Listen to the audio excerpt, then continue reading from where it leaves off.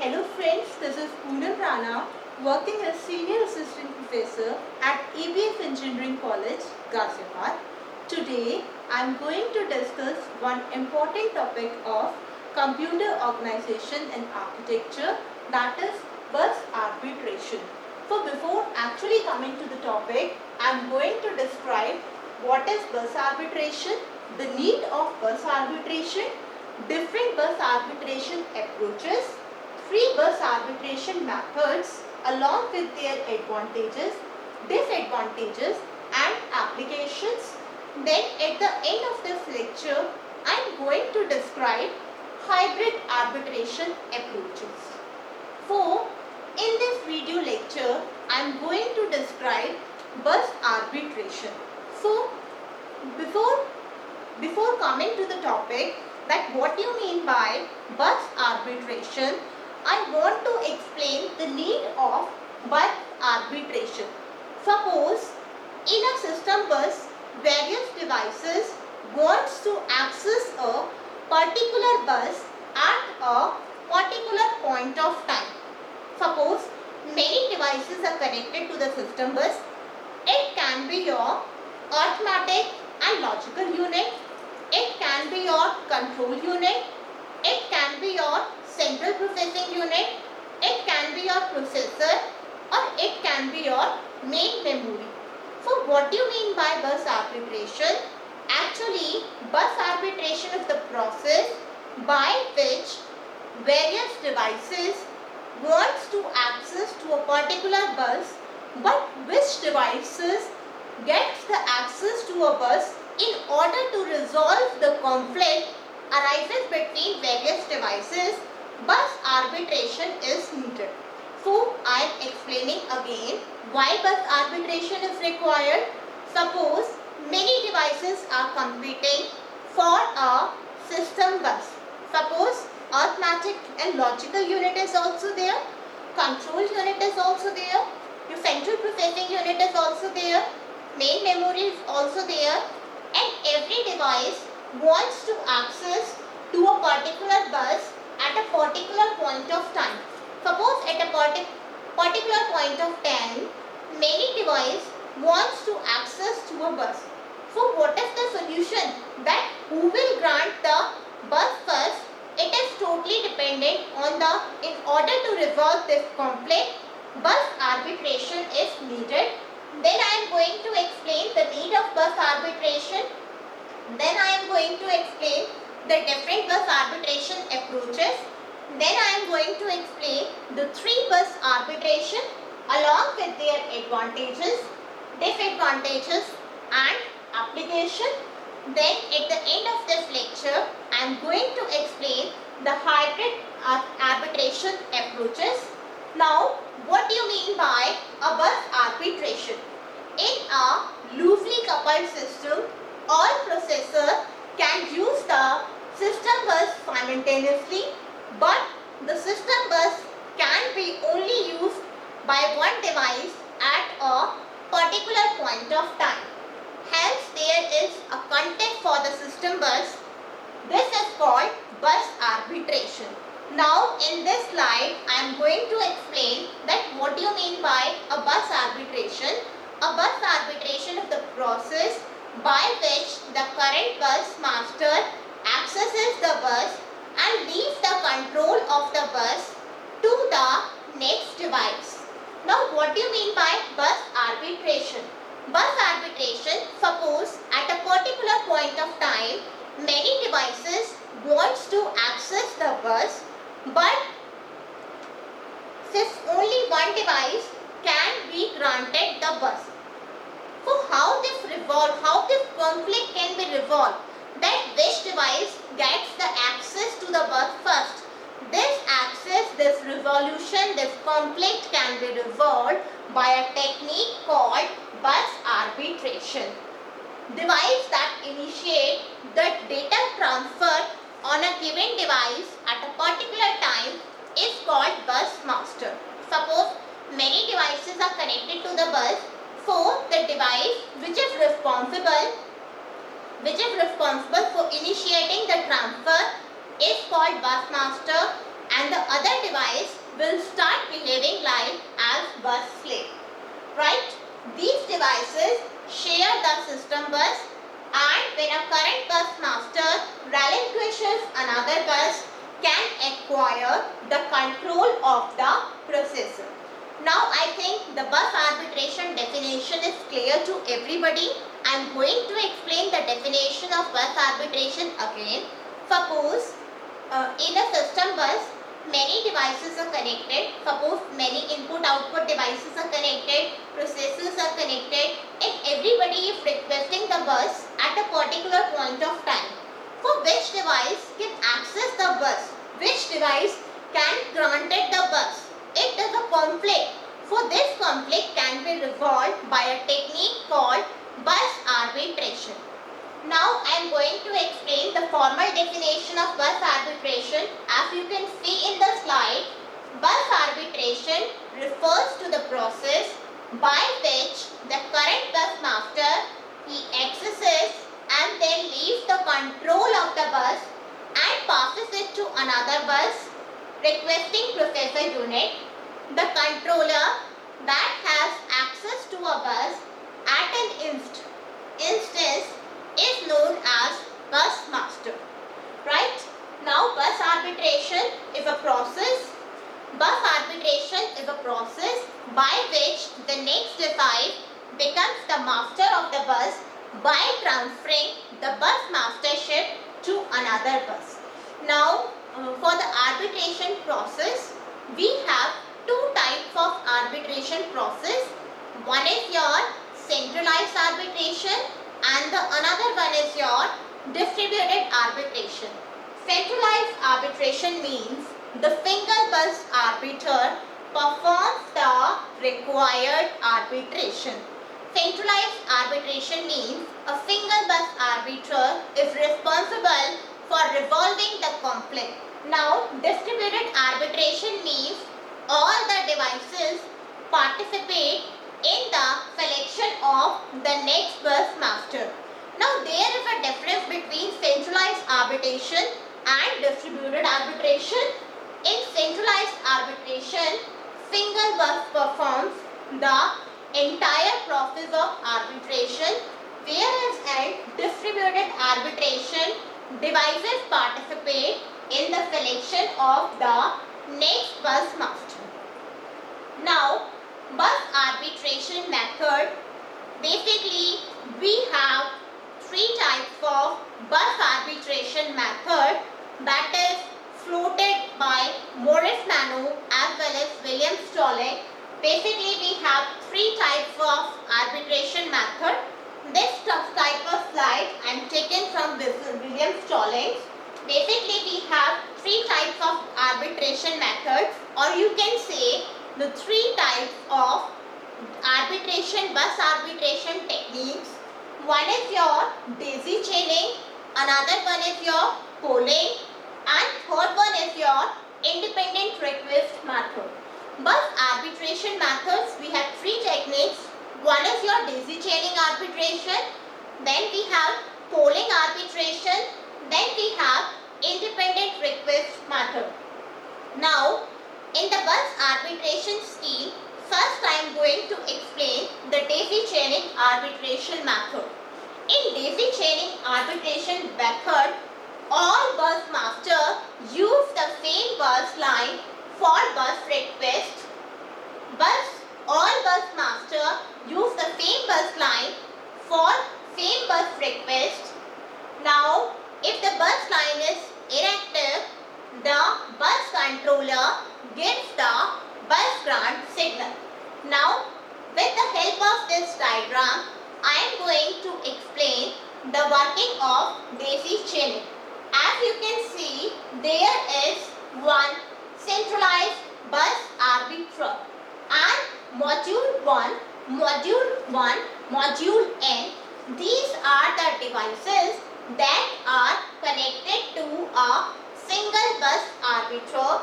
Now module 0, module 1 and module 1, all the devices wants to access a particular bus arbiter, that is bus arbiter. Now, what is the concept behind daisy chaining? It is a serial bus arbitration process. Serial bus arbitration process means module 0 gets the access to the bus fast.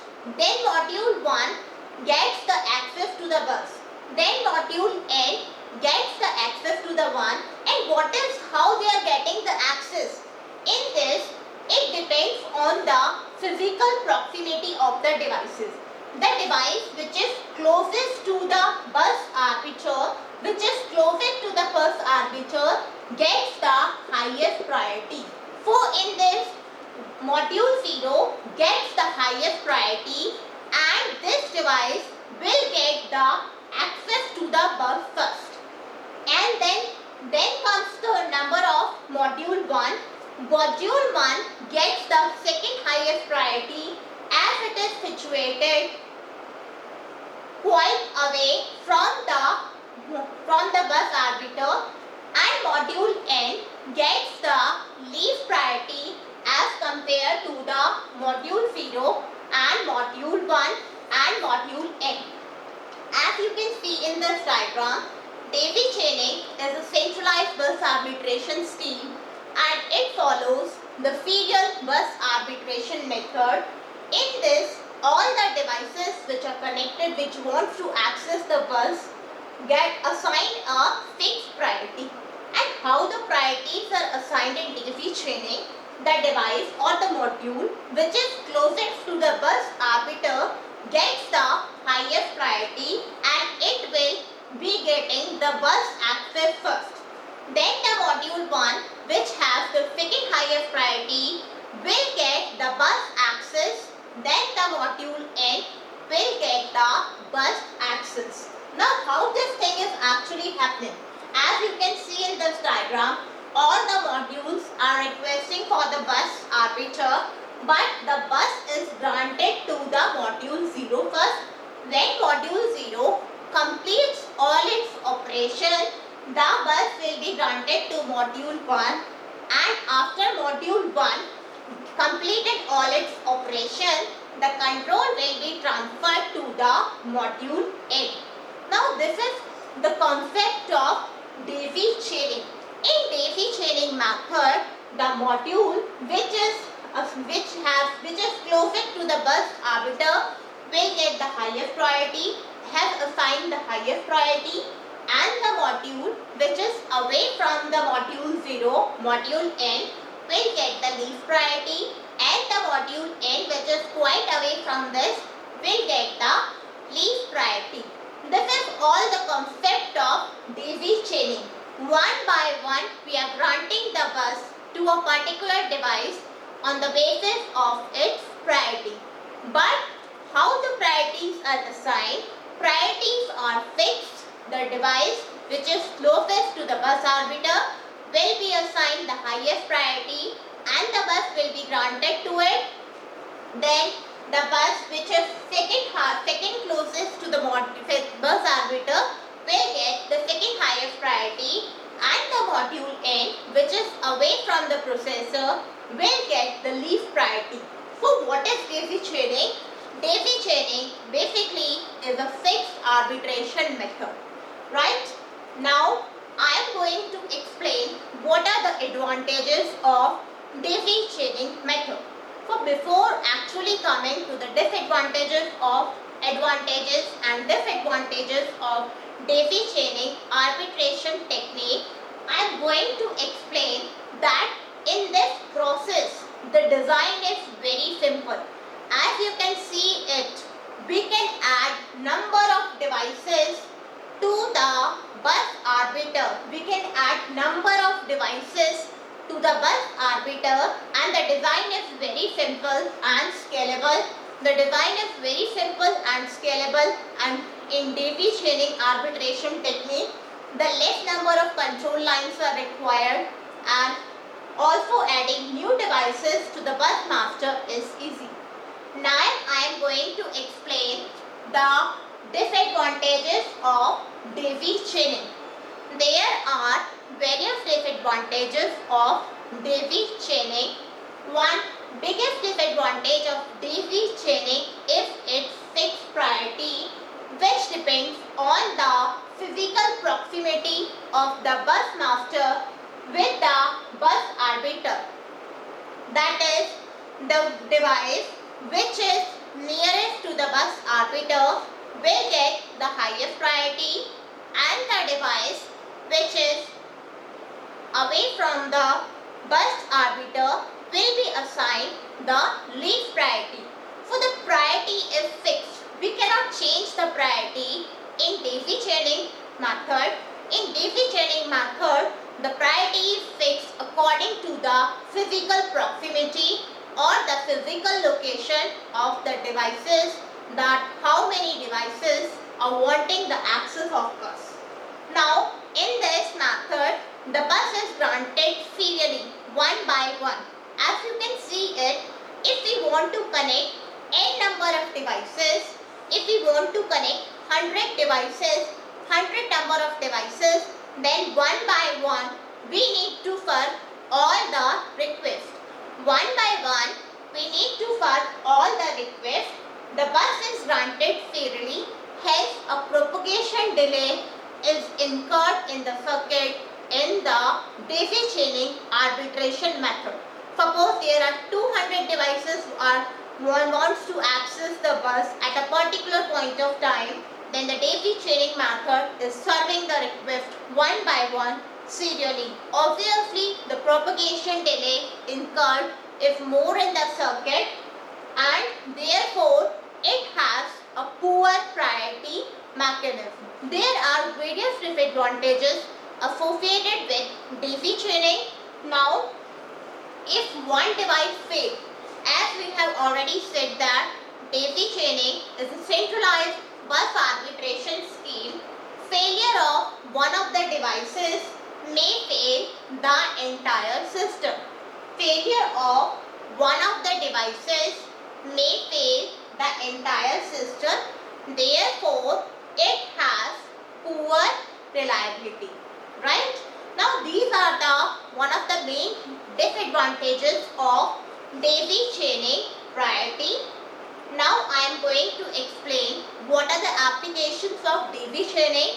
Daisy chaining method is very suitable for the smallest network with very few computers. For example, 2 to 4 computers. It is very suitable there. But this method, this daisy chaining arbitration method, is not suitable for large networks that involves 20 or more than 20 computers. Now I am going to explain the next arbitration method, that is polling method. In this method, we do not have any fixed priority. The priorities are dynamically assigned according to a sequence number.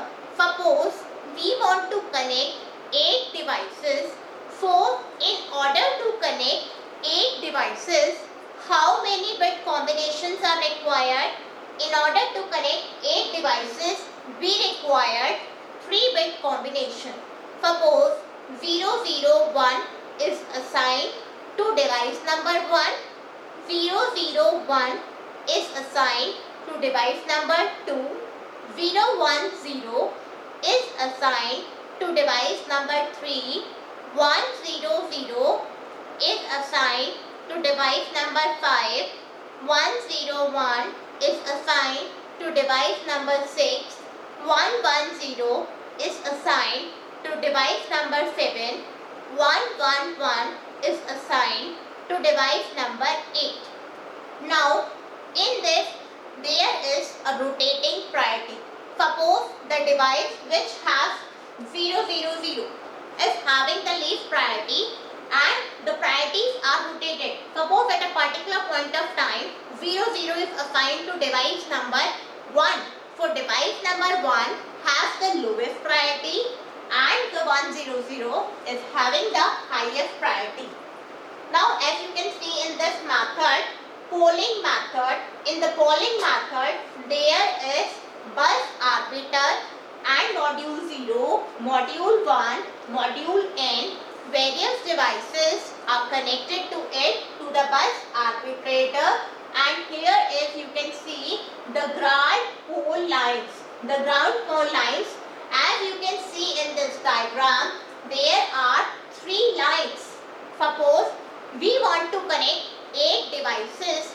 So in order to connect 8 devices, we need 3 address lines. That is 0, 0, 0. That is. Now, if we want to connect 9 devices, we need to add one more address line. That is 2 to the power 4 equals to 16. So, in order to connect and 9 devices, we need to increase this address line by 1. So, there are 3 address lines and these priorities are assigned to device. But these priorities are rotated dynamically. Suppose 000 is assigned to module number 0 and 001 is assigned to module 1 and 111 is assigned to module 1. So what will happen in this case? 111 will get the access to the bus first. In this, every device has got an equal chance to get access to the bus because there is not the concept of fixed priority. The priorities are changing according to the sequence, according to the ground pole lines. The priorities are changing dynamically and the priorities are not fixed. There is not the concept of fixed priority mechanism. Suppose at a particular point of time, module N will have the highest priority and it will get the access first. So at another point of time, module 0 will get the highest priority and so the bus will be granted to the module 0. I mean to say that polling method is also known by its name, that is rotating priority method. In rotating priority method, the priorities are rotated. Suppose this is having 000, so at a certain point of time this device will get 000. At the second point of time this device will get 111. Now I am going to explain the various advantages of polling method. This method is also quite simple, but this method, the priority is very flexible and can easily be changed by altering the polling sequence. Now I am going to explain the disadvantage of bus. Suppose we want to connect 9 device to a particular system bus. So in order to connect 9 device, we need to add one address line. That is, if we are connecting 8 number of device previously, we are working with 3 address lines. But if we want to connect 9 devices, we have to increase our address lines by 1. So we have 4 address devices, 4 address lines, right? So adding bus masters is difficult as it increases the number of lines in the circuit, in the above circuit and the 9th bus master, we need 4 address lines, right? Now I am going to explain the applications of polling. The polling is also known as rotating priority method. It is well suited for big networks which demand good reliability, different priority scheme with controlled cost through performance will not be the major parameter for such network. As I have already told you, daisy chaining priority, daisy chaining arbitration scheme is basically used for small networks. But if I talk about what are the various applications of polling arbitration technique, this method is basically used for large networks which demand decent priority scheme, good reliability, and the performance may be one of the major factors. Now I am going to explain the last bus arbitration scheme. In this bus arbitration scheme, every device has its own bus request and bus grant line. As you can see in daisy chaining, polling, we have one common line, that is bus request, but in independent request method, every module, every device has its own bus request and bus grant line. Now, the priorities of the bus master are 3 devices and 4 on simultaneous bus request. The bus is granted based on the priority provided the bus busy line is not active. I am going to explain the working of independent request bus arbitration method. In this bus arbitration scheme, like in independent request, we have bus request line for each device, as well as we also have bus grant line for each device. As you can see in this diagram, module 0 is requesting to access the particular bus and the bus is granted to the module 1. Then the module 0 is requesting the bus arbiter, then the bus arbiter is granted to the module 1. You can see in this diagram, each device has its own bus request line and each device has its bus grant line, and the devices are getting the access to a bus based on their fixed priority method. But the difference is that